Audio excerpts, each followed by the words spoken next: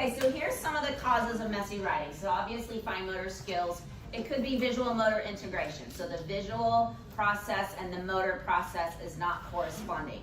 It could be cognitive skills. They could be too young and they haven't developmentally designed or learned the vocabulary that's required for handwriting.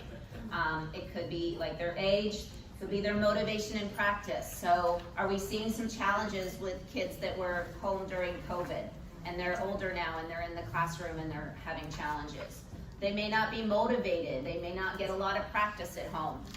They could actually have a learning disability and we haven't identified that yet. Or maybe you've identified it yet, but the parent and the team has not identified it yet. They could have physical limitations or physical conditions that are preventing it.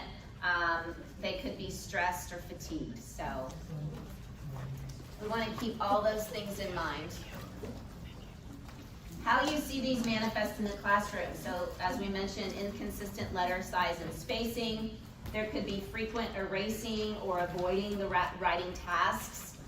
They could be very slow, very fatigued. They might have hand pain, so they might complain that their hand is cramping.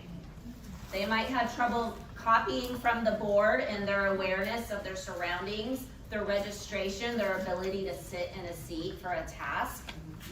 You might see poor alignment on their worksheet. So beginning, we're not really lining things up with pre-K, TK, but when we're getting to kindergarten and first grade, they may have a shift in their alignment and they may not be lining things up on that left edge of the page.